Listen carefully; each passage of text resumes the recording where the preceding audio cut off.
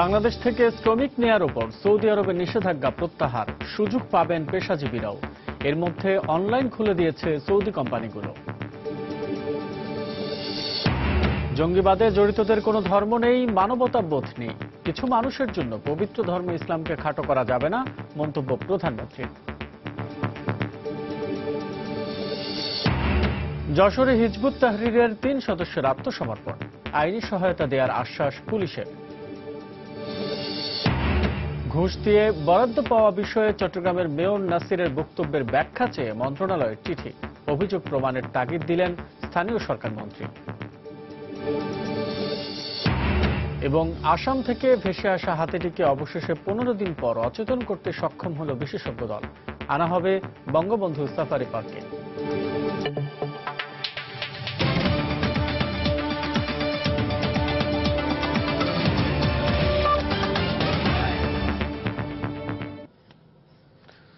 প্রবাসী সময়ের সঙ্গে আছে আমি আসাদ আজিব।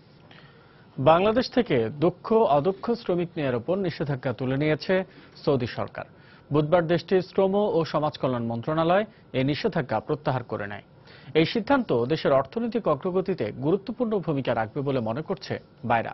বিশ্লেষকদের মতে শ্রমবাজার খুলে দেওয়ার সিদ্ধান্তটি ইতিবাচক, তবে শ্রমিক পাঠাতে হবে চাহিদা অনুযায়ী। আর সরকারের নজরদারিতে রেখে শ্রমিক পাঠানোর দায়িত্ব বেসরকারি খাতে ছেড়ে দেওয়ার পরামর্শ তাদের। গেল 6 বছর ধরে বাংলাদেশ থেকে গৃহকর্মী ছাড়া অন্য সব খাতে কর্মী নেওয়া বন্ধ রেখেছিল সৌদি সরকার। অথচ দেশের বাইরে বাংলাদেশের সবচেয়ে পুরনো ও বড় শ্রমবাজার ছিল সৌদি আরব। বিষয়টি নিয়ে গত জুন মাসে সৌদি আরব সফরের সময় দেশটির বাদশাহ সালমানের সঙ্গে বৈঠক করেন প্রধানমন্ত্রী শেখ হাসিনা। বৈঠকের 2 মাস পর সৌদিতে নিযুক্ত বাংলাদেশের রাষ্ট্রদূত নিষেধাজ্ঞা প্রত্যাহারের বিষয়টি নিশ্চিত করেন। এর ফলে বিভিন্ন ক্যাটাগরিতে দক্ষ অদক্ষ শ্রমিকের পাশাপাশি ডাক্তার, নার্স, শিক্ষক এবং নির্মাণ ও কৃষিখাতে সৌদি আরবে কাজ করার সুযোগ সৃষ্টি হলো। সৌদি সরকারের এই সিদ্ধান্ত দেশের অর্থনীতির অগ্রগতিতে গুরুত্বপূর্ণ ভূমিকা রাখবে বলে মনে করছে Bangladesh association of recruiting agency বাইরা। জিডিপির যে বড় একটা অংশ, এই রেমিটেন্সটা কিন্তু সেখানে একটা বড় অবদান রাখতেছে। যারা রিক্রুটিং লাইসেন্স হোল্ডার আছেন তাদের কাছে আমার রিকোয়েস্ট থাকবে, তারা যেন মধ্যস্বত্বভোগী যারা আছেন তাদের সাথে কোনো রকম টাকা পয়সার লেনদেন না করে। কবে নাগাদ শুরু হবে এটা দুইটা সরকারের মধ্যে এখন আলোচনা হবে। আলোচনা হওয়ার পরে কোন প্রক্রিয়া হবে, কর্মী প্রাথমিক পর্যায়ে কোন কোন ক্যাটাগরিতে নিবে। তবে শ্রমবাজার বিশ্লেষকরা বলছেন বিশ্ববাজারে তেলের দাম কমে যাওয়ায় সৌদি অর্থনীতি কিছুটা চাপের মুখে আছে। তাই চাহিদা অনুযায়ী নির্দিষ্ট খাতে শ্রমিক পাঠাতে হবে যাতে কেউ প্রতারণার মুখে না পড়েন। এরকম একটি বড় বাজারে সুযোগ সৃষ্টি হওয়াটা একটি আশার দিক। সৌদি আরবে যে দূতাবাস তাদের উচিত হবে উপযুক্তভাবে চাহিদা নিরূপণ করা, শ্রমিকদের কর্মের নিশ্চয়তা, মজুরির নিশ্চয়তা এবং অন্যান্য সুযোগ সুবিধার নিশ্চয়তা সাপেক্ষেই যেন শ্রমিকদের সেখানে পাঠানো হয়। তবে এটা আবার অবশ্যই যেটা প্রত্যাশা সেটি হলো যে কাজটি যেন সরকার বেসরকারি খাতের মাধ্যমেই করেন। বিদেশে শ্রমবাজার বন্ধ থাকলে তার প্রভাব অভ্যন্তরীণ শ্রমবাজারেও পড়ে।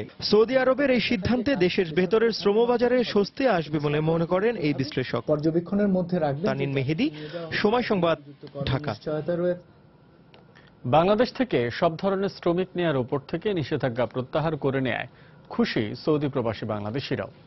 এরই মধ্যে সৌদি কোম্পানিগুলো তাদের অনলাইন খুলে দিয়েছে বলে জানিয়েছেন সৌদি আরবে বাংলাদেশের রাষ্ট্রদূত গোলাম মশিও। সৌদি আরব থেকে বিস্তারিত জানাচ্ছেন আরিফুর রহমান।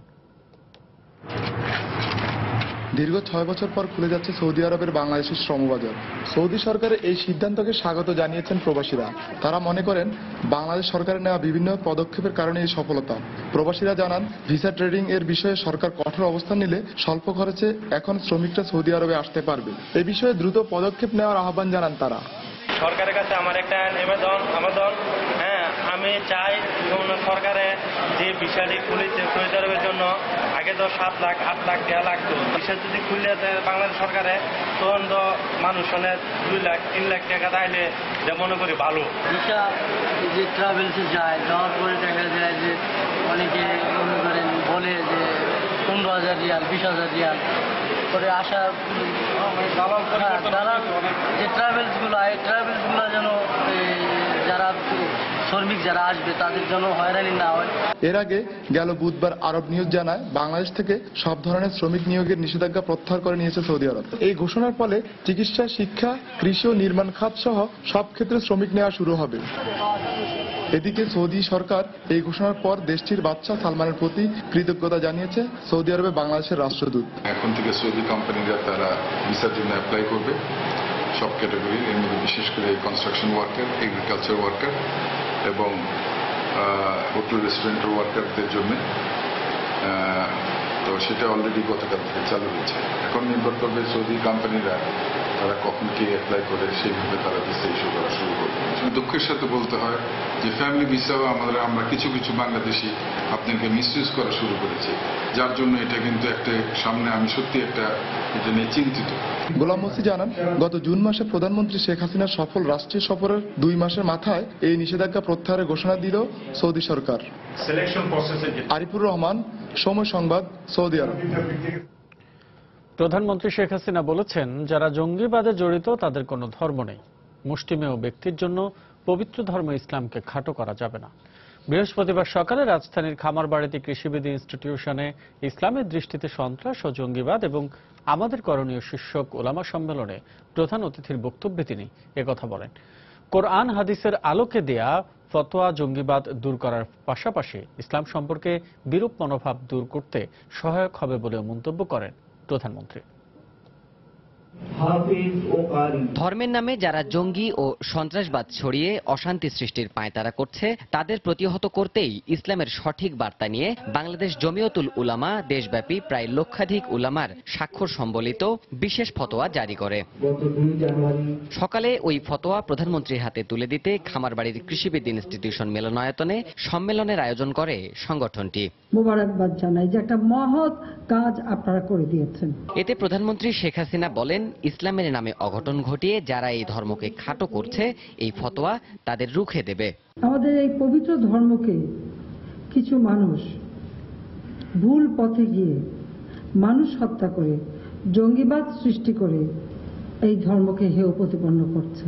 আমাদের এই ধর্ম সম্পর্কে যে সাধারণ মানুষ তাদের বিশ্বাস আস্থা অটুট থাকবে এবং এটাকে সারা বিশ্বব্যাপী আমাদের ছড়িয়ে দিতে হবে।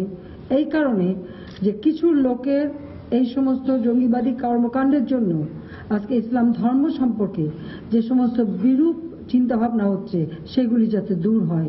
মুষ্টিমেয় কিছু মানুষ যাতে ধর্মের অপব্যাখ্যায় সমাজের ক্ষতি করতে না পারে সেজন্য আলেমদের সোচ্চার থাকার আহ্বান জানিয়ে প্রধানমন্ত্রী বলেন, প্রতিটি উপজেলায় গড়ে তোলা হবে ইসলামিক সাংস্কৃতিক কেন্দ্র।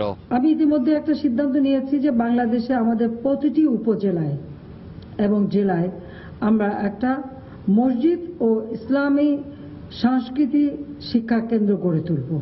কারণ ইসলাম সম্পর্কে নানা ধরনের ব্যাখ্যা দিয়ে মানুষ এই যে বিপথে নিয়ে যায় সেটা যাতে না নিতে পারে। কাজে ইসলাম পবিত্র ধর্ম, শান্তির ধর্ম। এই ধর্মের মর্যাদা কেউ যেন ক্ষুণ্ণ করতে না পারে। এরপর সম্প্রতি জঙ্গি হামলায় নিহতদের আত্মার মাগফিরাত কামনা করে সংগঠনটির প্রধান মাওলানা ফরিদউদ্দিন মাসুদ এর নেতৃত্বে দোয়া ও মোনাজাত করা হয়। দেবাশিস রায়, সময় সংবাদ, ঢাকা। জঙ্গিদের জন্য যারা মায়া কান্না করে তাদের বিরুদ্ধে আওয়ামী লীগ সরকার যুদ্ধ চালাবে বলে মন্তব্য করেছেন জনপ্রশাসন মন্ত্রী ও আওয়ামী লীগের সাধারণ সম্পাদক সৈয়দ আশরাফুল ইসলাম। বৃহস্পতিবার বিকেলে রাজধানী ধানমন্ডি 32 নম্বরে স্বেচ্ছাসেবক লীগ আয়োজিত শোক দিবসের আলোচনা সভায় তিনি এই মন্তব্য করেন। অনুষ্ঠানে দলের যুগ্ম সাধারণ সম্পাদক মাহবুবুল আলম হানিফ বলেন, আওয়ামী লীগ ও বিএনপির মতো দুটি বিপরীতধর্মী রাজনৈতিক দলের মধ্যে কোনো ঐক্য হতে পারে না। যারা দেশের বিরুদ্ধে যুদ্ধ করবে তাদের বিরুদ্ধে আমাদের যুদ্ধ চলবে। কোন সন্ত্রাসী এই বাংলার মাটিতে থাকবে না। জঙ্গির জন্য মায়া কেন্দ্রে যারা করেন তাদেরকে আমি হুঁশিয়ারি উচ্চারণ করি, এই দেশে আপনার দুই ধরনের ব্যবহার চলবে না। এখানে গিয়ে আপনি মায়া কাটবেন সন্ত্রাসীদের জন্য, আরেকবারে গিয়ে আপনার সন্ত্রাসীদের বদন দেবেন, এটা বাংলাদেশে হতে পারে না। এরকম দুটি বিপরীতমুখী রাজনৈতিক দলের সঙ্গে কখনো ঐক্য হতে পারে না। একজন দেশকে এগিয়ে নিয়ে যেতে চায়, দেশের মানুষ অর্থনীতি মুক্তির জন্য কাজ করে যাচ্ছে, আর একজন দেশকে ধ্বংস করতে চায়। এরকম দুইজন রাজনৈতিক নেত্রীর সঙ্গে কখনো এক করা সম্ভব নয় এবং এক হওয়াটাও কোনো যৌক্তিক হতে পারে না। প্রবাসের সময় আরো থাকছে, কোরবানির পশু জবাইয়ের জন্য 2 সিটি কর্পোরেশনে 1150টি স্থান নির্ধারণ, সারা দেশেও নির্দিষ্ট করে দেয়া হয়েছে জায়গা।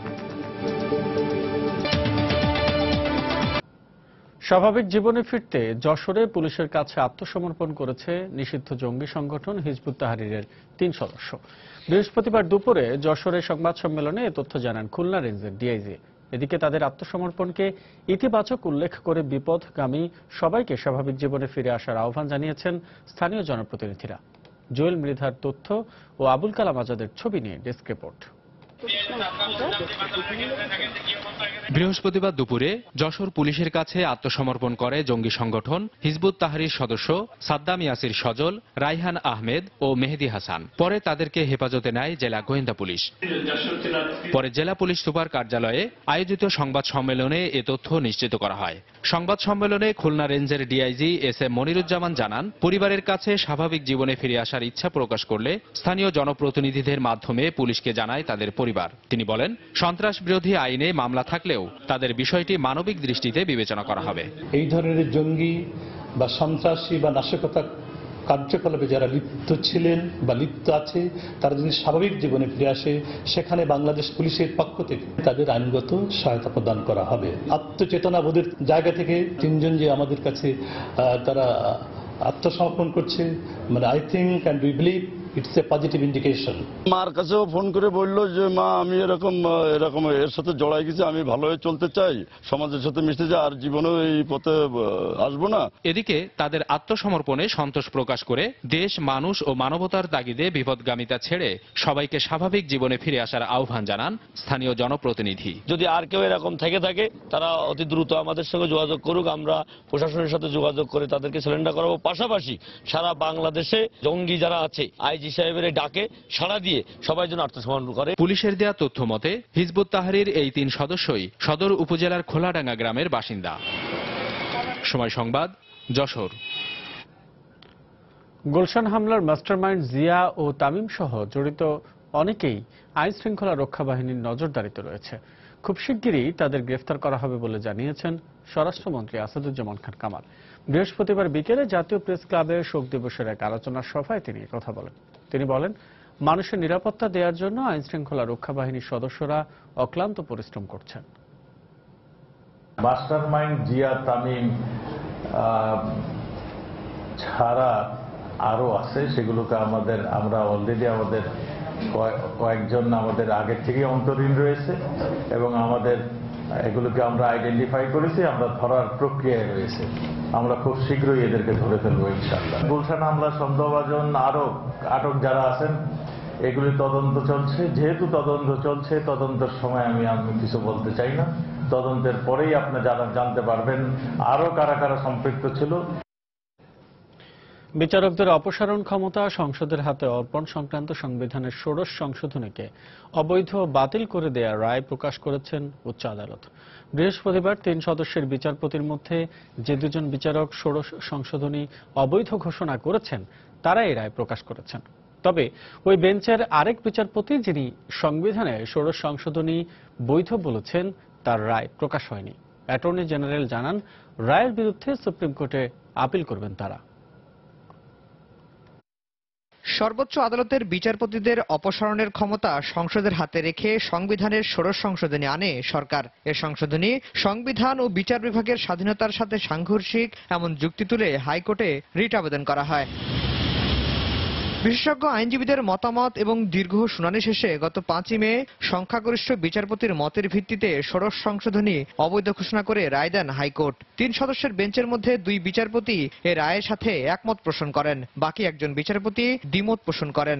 বৃহস্পতিবার একমত হওয়া বিচারপতিরা পূর্ণাঙ্গ রায় প্রকাশ করেন। অ্যাটর্নি জেনারেল জানান, 16 সংশোধনী বৈধ ঘোষণা করার বিচারপতির রায় প্রকাশ পেলে এ রায়ের বিরুদ্ধে সুপ্রিম কোর্টে আপিল করা হবে। আর আইনমন্ত্রী বলেন, 1972 সালের সংবিধানে বিচারপতিদের অপসারণের ক্ষমতা সংসদের হাতে ছিল, সেই সংবিধানেই ফিরে যাওয়া হবে।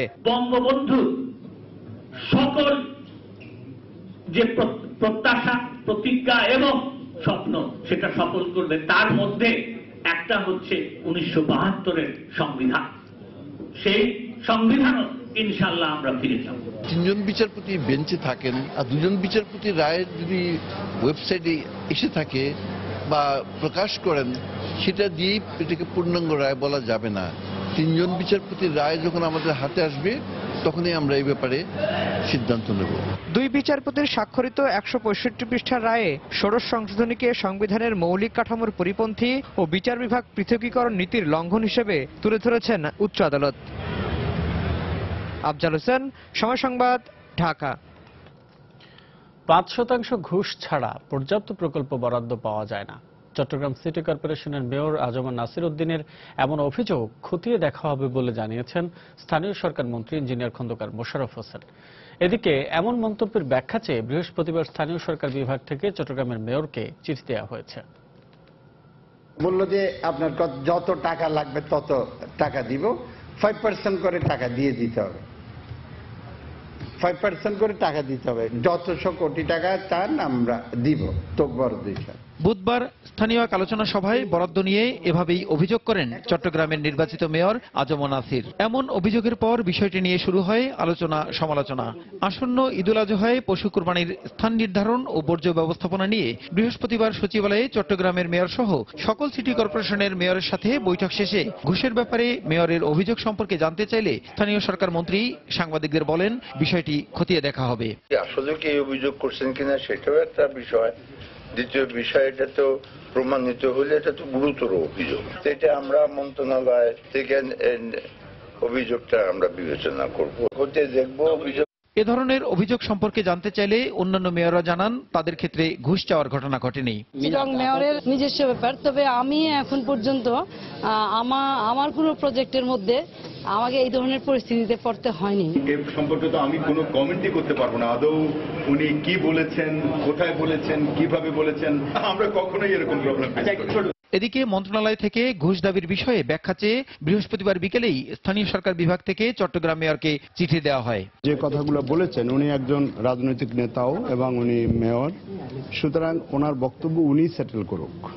আমরা ওনার কাছে আজকে ব্যাখ্যা চাচ্ছি। বৈঠকের পর চট্টগ্রামের মেয়রের কাছে এ বিষয়ে জানতে চাইলে কোনো মন্তব্য না করেই দ্রুত সচিবালয় থেকে বের হন তিনি। প্রসূন আশিস, সময় সংবাদ, ঢাকা। প্রবাসী সময় আরো থাকছে। ইংল্যান্ডে কাটার মাস্টার মুস্তাফিজুরের কাঁধে সফল অস্ত্রোপচার, টেলিফোনে খোঁজ নিলেন প্রধানমন্ত্রী শেখ হাসিনা।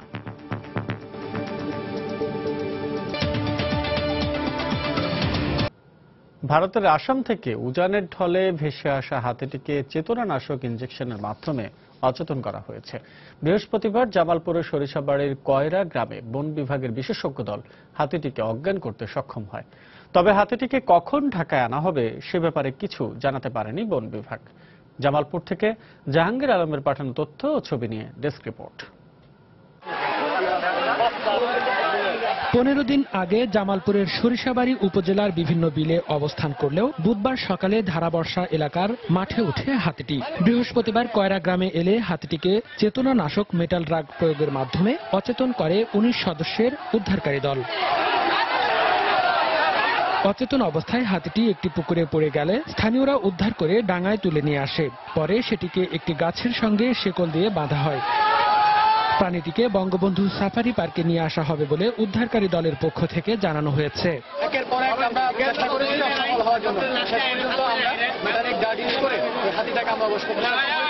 অবশেষে হাতিটি উদ্ধার হওয়ায় স্থানীয়দের মাঝে স্বস্তি ফিরে আসে। এলাকার লোকজন সবাই শঙ্কিত ছিল যে কখন কার কোন অবস্থায় এইখানে ভাঙচুর করে লোকজন বিনষ্ট করে। আমরা খুব ভয় খুব ধরাইছি, খুব মানসিক কাছে আমরা বাড়িতে থাকা পাইনি। হাতিটি উদ্ধার করতে বন বিভাগ কর্মকর্তা সক্ষম হয়েছে, এর জন্য তাদেরকে ধন্যবাদ। গত 26 জুন আসামের সিংমারি পাহাড় থেকে দলছুট হয়ে উজানের পানিতে ভেসে আসা হাতিটি প্রথমে আটকা পড়ে কুড়িগ্রামের ব্রহ্মপুত্র নদের নয়াচরে। পরে সিরাজগঞ্জ হয়ে জামালপুরের বিলে আটকা পড়ে এই বন্য প্রাণীটি। সময় সংবাদ, জামালপুর। কোরবানির পশু জবাইয়ের জন্য ঢাকার 2 সিটি কর্পোরেশনে 1150টি স্থান নির্ধারণ করেছে স্থানীয় সরকার মন্ত্রণালয়। এর মধ্যে ঢাকা উত্তরে 567 ও ঢাকা দক্ষিণে 583টি স্থান ঠিক করা হয়েছে। এছাড়া সারা দেশেও নির্দিষ্ট করে দেওয়া হয়েছে কোরবানির পশু জবাইয়ের স্থান। 11টি সিটি কর্পোরেশনের মোট 6233টি স্থান পশু কোরবানির জন্য নির্ধারণ করা হয়েছে।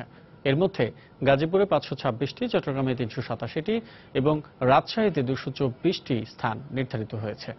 বৃহস্পতিবার সকালে সচিবালয়ে আসন্ন ঈদুল আজহা উপলক্ষে নির্দিষ্ট স্থানে কোরবানির পশু জবাই ও দ্রুত বর্জ্য অপসারণ সংক্রান্ত সভায় এই সিদ্ধান্ত হয়। এছাড়াও 18 বছরের নিচে কোনো মাদ্রাসার ছাত্র কোরবানির পশু জবাইয়ে অংশ নিতে পারবে না বলেও স্থানীয় সরকার মন্ত্রণালয় থেকে জানানো হয়। ঈদুল আজহার 10 দিন আগে এলাকা ভিত্তিক পশুর হাটগুলোতে পশু কোরবানির স্থানের তালিকা দিয়ে দেয়া হবে বলেও জানানো হয়।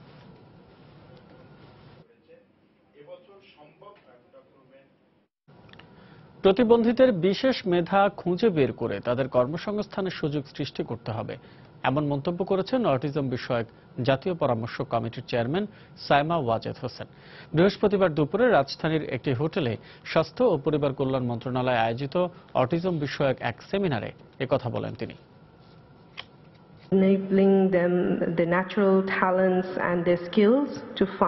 সামাজিক বিভিন্ন কর্মকাণ্ডে অন্তর্ভুক্ত করতে তাদের সহজাত মেধা ও প্রতিভা বিকাশের সুযোগ দিতে হবে। তাদের কাজের সুযোগ করে দেওয়া বিষয়টিকে গুরুত্ব দিচ্ছি আমরা। সেই সঙ্গে সমাজের আদর্শ মানুষ হিসেবেও তাদের গড়ে তুলতে হবে, কেননা আদর্শ মানুষের কাছ থেকে সমাজ অনেক কিছু পেয়ে থাকে।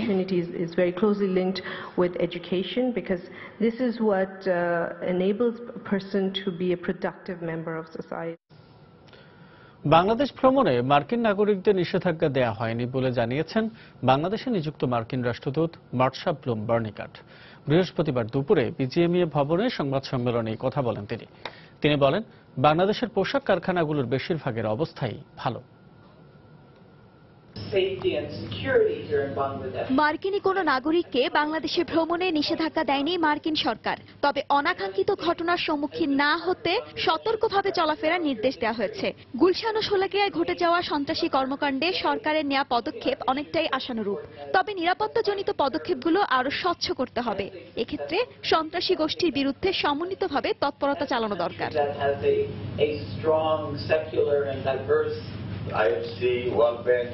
সেগুলো জায়গা সহ যারা করতে চায় সেটা আমরা এতদিন পর্যন্ত ওইভাবে ব্যবহার করতে পারিনি, কারণ এখানে আমাদের ডিএফআইডি সহ ইন্টারেস্ট রেটটা অনেক বেশি পড়ে যেত। আশা করি এই মাসের মধ্যেই আমরা এটা করতে পারবো। আমাদের অলরেডি 63% এয়ারপোর্টের ফ্যাক্টরি এবং অ্যালায়েন্সের ফ্যাক্টরি 57%-এর মতো কাজ আমাদের কমপ্লিট হয়ে গেছে। সে ব্যাপারেও তারা মোটামুটি খুশি। আইএস নয় বরং জামায়াত শিবিরের কর্মীরাই সাম্প্রতিক জঙ্গি তৎপরতা চালিয়েছে বলে মন্তব্য করেছেন খাদ্যমন্ত্রী অ্যাডভোকেট কামরুল ইসলাম। তিনি বলেন, ৭১-এর ঘাতক, 15ই আগস্টের বঙ্গবন্ধুর খুনি এবং সাম্প্রতিক জঙ্গি গোষ্ঠী সবাই এক সূত্রে গাঁথা। বৃহস্পতিবার সন্ধ্যায় কেরানীগঞ্জে স্থানীয় আওয়ামী লীগ আয়োজিত এক বর্ধিত সভায় তিনি একথা বলেন। বিভিন্ন দেশে ওই সমস্ত দেশের তৎপরতা বাংলাদেশের তৎপরতা ভিন্ন। লক্ষ্য করে দেখেন, এগুলো জামাত, এরাই বাংলাদেশের বর্তমান জঙ্গিবাদ। এদের যে জঙ্গিবাদ বা অন্য দেশের হত্যাকারী, 21 সালের হত্যাকারী, এদেরকে বিচ্ছিন্ন করে দেখার কোন সুযোগ নেই, একই গোষ্ঠী। রাজধানীর মতিঝিল থানায় বিস্ফোরক আইনে দায়ের করা মামলায় বিএনপির সিনিয়র যুগ্ম মহাসচিব রুহুল কবির রিজভীর বিরুদ্ধে গ্রেপ্তারি পরোয়ানা জারি করেছেন আদালত।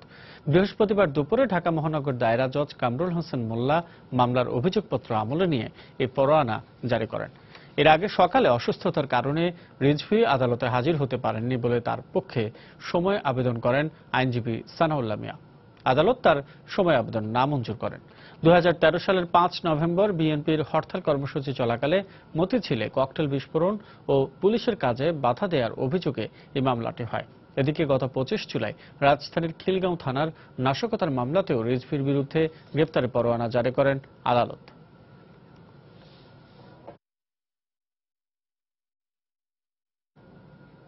এবার প্রবাসের খবর। বিশ্বের বিভিন্ন দেশে ধর্মীয় স্বাধীনতা নিয়ে পররাষ্ট্র মন্ত্রণালয়ের বার্ষিক প্রতিবেদন প্রকাশ করেছে যুক্তরাষ্ট্র।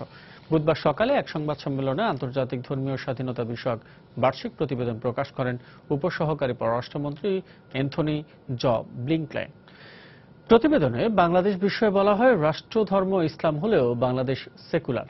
তবে সংখ্যালঘু সম্প্রদায় অভিযোগ করছে শত্রু সম্পত্তি বিষয়ে তারা বৈষম্যের শিকার হচ্ছেন। প্রতিবেদন প্রকাশের পর সাংবাদিকদের বিভিন্ন প্রশ্নের উত্তর দেন আন্তর্জাতিক ধর্মীয় স্বাধীনতা বিষয়ক প্রধান দূত David সুপারস্টাইন। International religious freedom every single day of the year. বিশ্বের সব অঞ্চলের ধর্মীয় স্বাধীনতা নিশ্চিত করাই এই প্রতিবেদনের লক্ষ্য। এতে যুক্তরাষ্ট্রের পাশাপাশি বিভিন্ন দেশের ধর্মীয় স্বাধীনতার বিষয়টি উঠে এসেছে। আইএস, আল কায়দা ও বোকো হারামের মতো সংগঠনগুলো বিশ্বের ধর্মীয় স্বাধীনতার ক্ষেত্রে বড় হুমকি। And the role of religion in foreign affairs.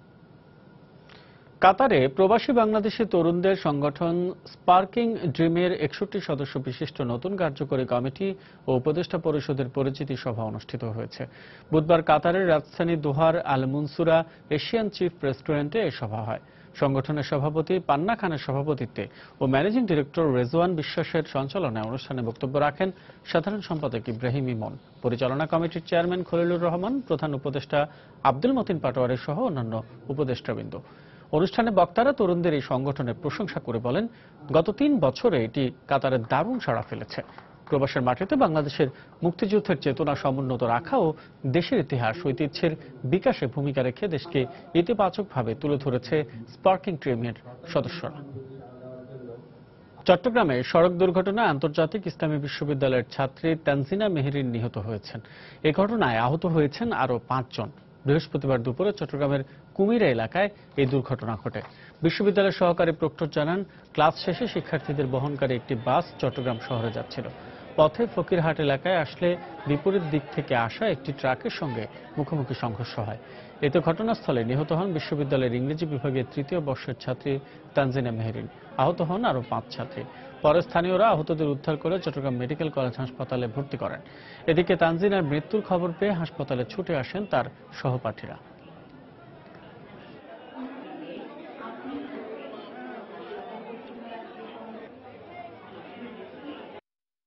ট্রাকের কোনো নিয়ন্ত্রণ ছিল না, তো এক পাশ দিয়ে একেবারে করে নিয়ে চলে যায়, যার কারণে আমি যতটুকু শুনেছি এ পর্যন্ত আমাদের একটা ছাত্রী ইএলএল এর ইংলিশ ডিপার্টমেন্টের একজন ছাত্রী ইন্তেকাল করেছে, আর যে কয়েকজন আছে তাদের অবস্থা গুরুতর নয়। আমাদের সকল ইউনিভার্সিটির ডাক্তাররাও আছে, অভিভাবকরা সবাই আছে। আমাদের ছাত্রছাত্রীরা জানপ্রাণ চেষ্টা করে তাদেরকে বাঁচানোর চেষ্টা করেছে, এখন তারা সুস্থ আছে। আন্তর্জাতিক প্রসঙ্গ, চীনে একটি বিদ্যুৎ কেন্দ্রের পাইপলাইনে বিস্ফোরণে অন্তত 21 জন নিহত হয়েছেন। এ ঘটনায় 3 জন মারাত্মক দগ্ধ সহ আহত হয়েছেন আরও 5 জন। দেশটির গণমাধ্যম সিনহুয়া জানায়, বৃহস্পতিবার বিকেলে মধ্যাঞ্চলীয় হুবেই প্রদেশের দ্যাংয়াংয়ে বিস্ফোরণের ঘটনা ঘটে। স্টিম টিউবে উচ্চ চাপের কারণেই পাইপলাইনে বিস্ফোরণ হয় বলে নিশ্চিত করেছে কর্তৃপক্ষ। সিনহুয়ার প্রকাশিত ছবিতে বিস্ফোরণ স্থল থেকে ধোঁয়ার কুণ্ডলী উঠতে দেখা গেছে। 2002 সালে প্রতিষ্ঠিত এই কেন্দ্রটি বিদ্যুৎ উৎপাদনে সচল ছিল। এর আগে গত বছরও দেশটির জেজিয়াং প্রদেশের একটি রাসায়নিক প্লান্টে এমন একটি বিস্ফোরণ হয়েছিল। গত বছর যুক্তরাজ্য থেকে আইএসএ যোগ দিতে সিরিয়ায় পালিয়ে যাওয়া 3 স্কুল শিক্ষার্থীর মধ্যে একজন রাকায় বিমান হামলা নিহত হয়েছেন। নিহত তরুণীর নাম খাদিজা সুলতানা। খাদিজা চলতি বছরের মে মাসে রাকার একটি আবাসিক ভবনে রুশ বিমান হামলায় নিহত হয়েছেন বলে ধারণা করা হচ্ছে। তবে নিহত হওয়ার আগে জঙ্গি সংগঠন ছেড়ে খাদিজা যুক্তরাজ্যে ফিরে আসার পরিকল্পনা করছিল বলে ফোন আলাপে তার বোনকে জানিয়েছিলেন। 2015 সালে ফেব্রুয়ারি মাসে তার সঙ্গে পালিয়ে যাওয়া অন্য 2 তরুণীর নাম শামিমা বেগম ও আমিরা আবাজি। 15 থেকে 16 বছর বয়সী 3 তরুণী যুক্তরাজ্যের বেথনেল গ্রিন একাডেমির শিক্ষার্থী ছিলেন।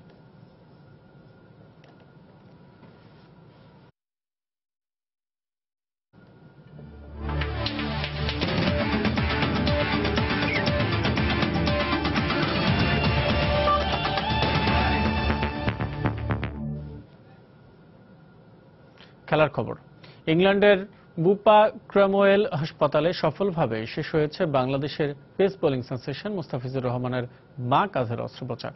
বাংলাদেশ সময় বৃহস্পতিবার রাত 10টায় অর্থোপেডিক সার্জন অ্যান্ড্রু ওয়ালেসের তত্ত্বাবধানে মুস্তাফিজের অস্ত্রোপচার সম্পন্ন হয়।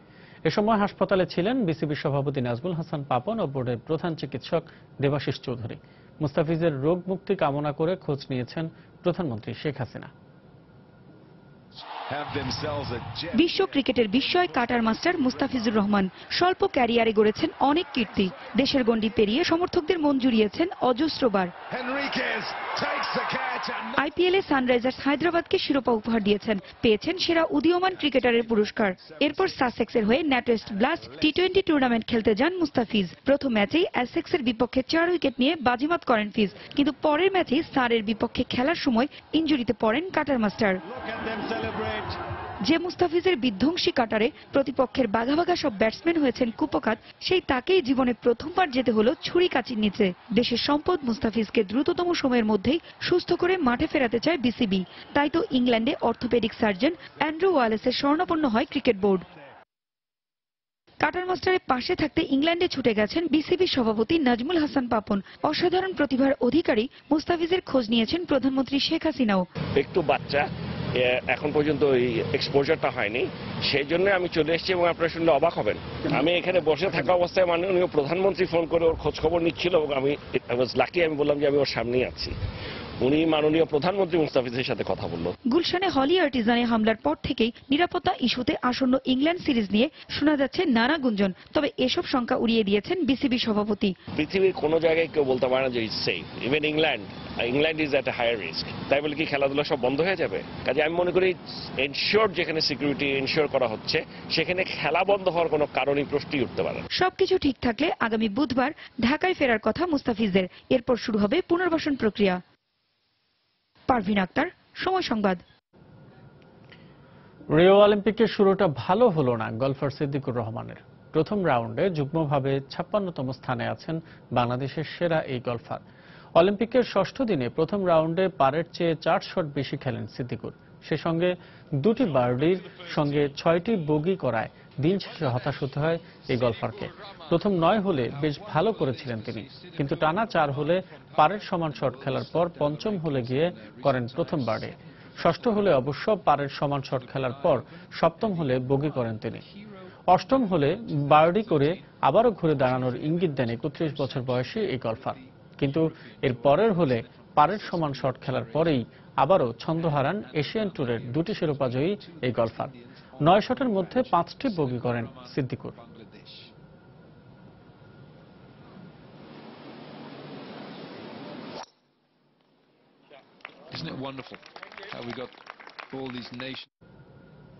বিপিএল এর খবর।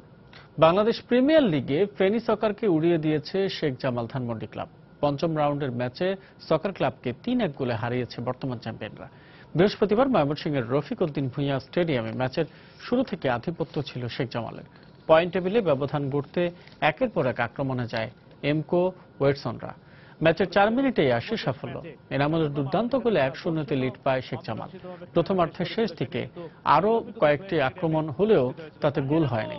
এগিয়ে থেকেই বিরতিতে যায় ধানমন্ডি জায়ান্টরা। 49 মিনিটে এমেকা গোল করে ব্যবধান 2-0 নিয়ে যায়। 73 মিনিটে ওয়েটসনের চমৎকার গোলে 3-0 এগিয়ে যায় শেখ জামাল।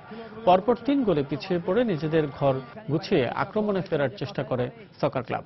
81 মিনিটে পারভেজ গোল করে ব্যবধান কমালেও তা দলের হার এড়াতে যথেষ্ট ছিল না। শেষ পর্যন্ত বড় জয়ের আনন্দে মাঠ ছাড়ে শেখ জামাল।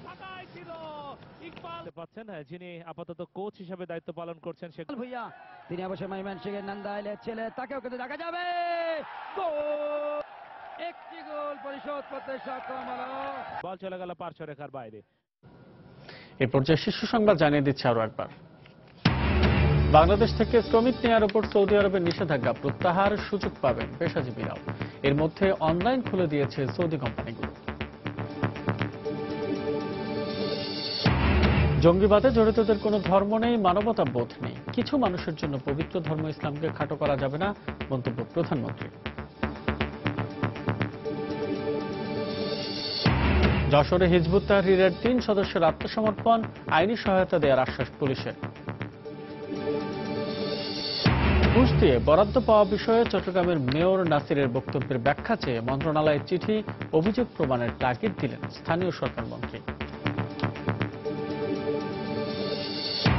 এবং আসাম থেকে ভেসে আসা হাতিটিকে অবশেষে 15 দিন পর অচেতন করতে সক্ষম হল বিশেষজ্ঞ দল। আনা হবে বঙ্গবন্ধু সাফারি পার্কে। এই ছিল প্রবাসী সময়। যে কোনো খবর পেতে ভিজিট করুন সময়নিউজ.টিভি। যে কোনো বাংলা লিংক, রবি ও সার্ভিসের নম্বর থেকে সময় সংবাদের খবর, অনুষ্ঠান সূচি জানতে এবং যে কোনো তথ্য সময় সংবাদকে জানাতে ডায়াল করুন 16242 নম্বরে। এছাড়া এইমাত্র পাওয়া খবর আপনার মোবাইলে পেতে SMS করুন *SPACE লিখে পাঠিয়ে দিন 16242 নম্বরে। সঙ্গে থাকুন সময়।